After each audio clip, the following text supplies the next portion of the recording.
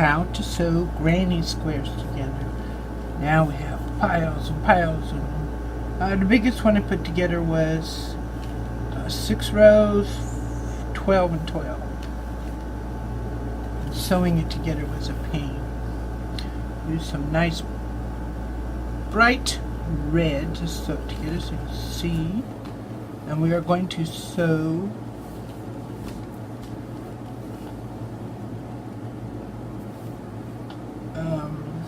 classic way to sew it together by joining seams. So if you need to join a seam, this is the same way. And we're going to need needle threader because I'm blind. And the first thing we do is thread up the needle. I love these. They come in various different styles, but basically you just pull the thread through. Do it on my sewing machine too. Helps a lot. Okay, so remember I said I leave my threads out and I showed you how I made a granny square. This also is how I plan on not having a lot of bulky thread on my edges when I'm laying out my granny squares. So I'm going to sew, and I have them all as best I can. This one is not correct. Right side up. So there's front side and the back side, especially if they're single. Okay, so you lay them out the way you want them. Now I'm going to sew them together. If you look, you've got 3 threads you can grab. Top, middle, right there? Yeah, and bottom here.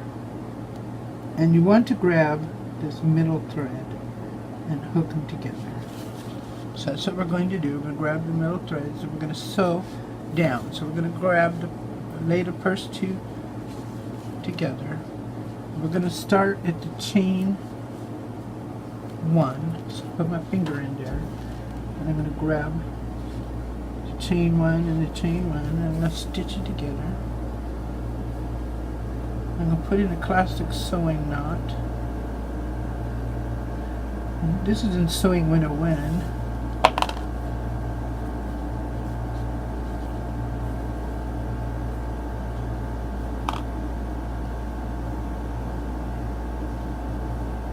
Because I'm going to be crocheting over the ends and leave a nice tail there, I'm just going to cinch it down. I'm not going to get too complicated with that. And then I'm going to grab those ends I was talking about in the middle here. I'm just going to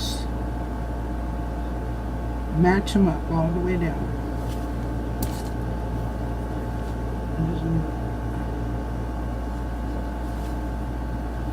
You can do this with a hook too and feed it through.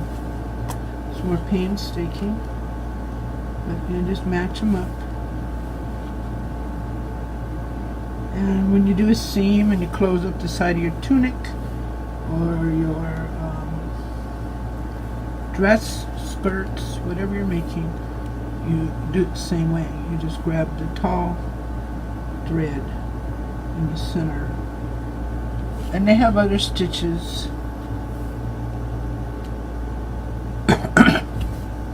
Every pattern sometimes have a special stitch for you to use. They tell you the mattress stitch, but this is the basic. And you know you did it right if you stick your thing in there and it lines up. So you can line it up as you go down too. In case you get am I off? Well, put your fingers in the hole and check.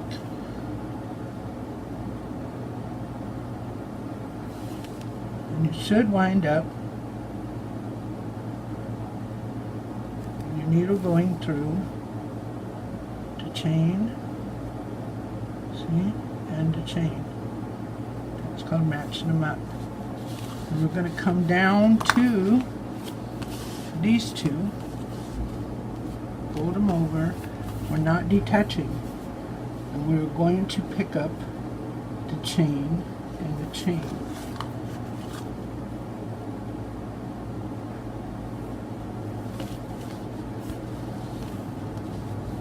snug them up, and we're going to continue on with the tops. They're the highest one we can grab, and we're going to continue going all the way down, because we still got to go crossways. And what do we do when we get to the center?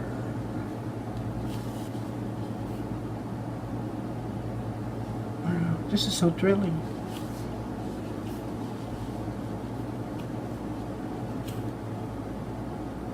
Let's see, what story can I tell you at this time? I have a captive audience. No, I won't do that to you. So, see, it matched up.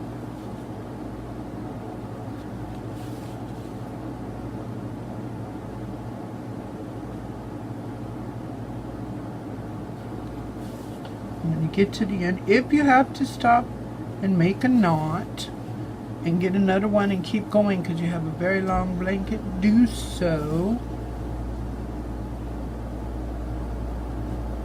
To use long threads and have them all tangled is awful. It's best to use what you can control and keep it nice and neat. Leave a generous tail for crocheting around the outside and covering up. And this is what it looks like on our top side when we seam it that way. It's a tapestry hook or needle, and I got it. You know, I only shop at Walmart. I don't pick this stuff up at specialty stores. So it's either from Walmart or H-E-B, which is my local market, for my sewing gear. So the next thing I'm going to do, now that I got all of my downs done, I'm going to go across. So I'm going to fold it this way now, and I'm going to start again in the corner where the chains match up, and I'm going to sew my way down. And when I get to the center, I am going to put a stitch in all the chains that I can at once to really give that, make that secure. So I got another piece of yarn,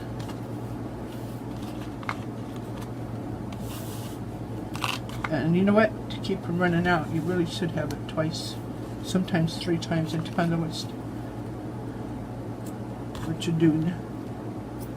I'm going to pull it through.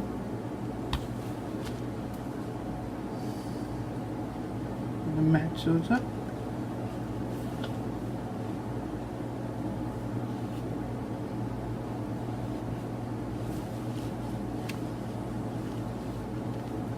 And away we go.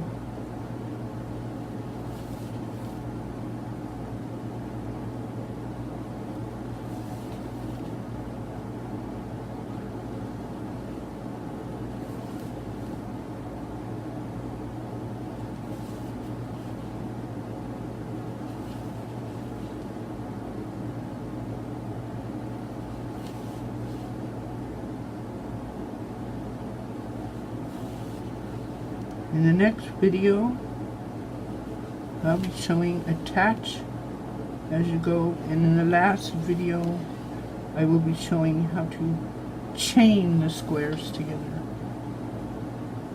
rather than sew them. Okay, we're coming up on that corner I was telling you about. This is the one before the corner, and here comes the corner. I'm going to grab my corner, that corner, make sure they're together, and then going to grab this corner and this corner and pull them together again. And now I'm going to move on.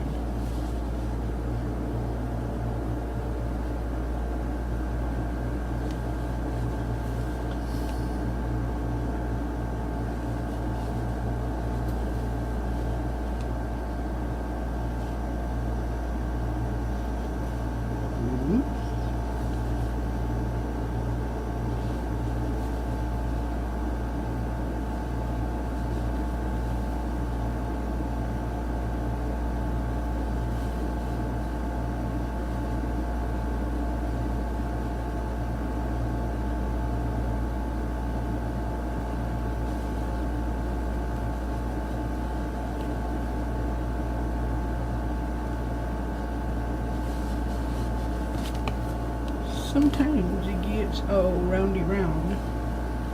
And you have to let it unwind. So stop giving you a bad time.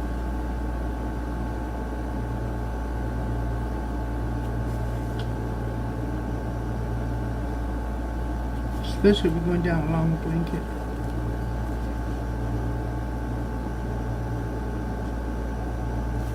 And one more. Should be the chain in the chain, and it is.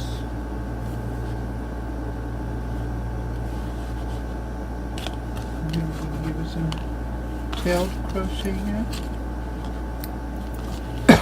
And to finish this block off, we'll crochet around. This needs terribly blocking. Anyway. That's how you do your seams. Let's look at them. See?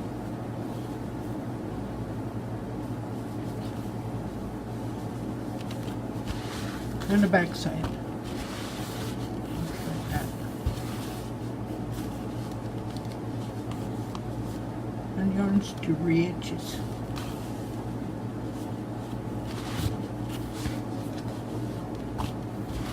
So I hope you enjoyed this video. Please like, subscribe, and ring the bell. I do not have a pattern for sewing granny squares together, but please come by nancyannparks.com someday and pick up some patterns.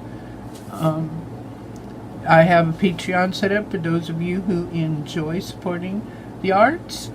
And the one thing I want you to remember, most of all, is remember that you are loved.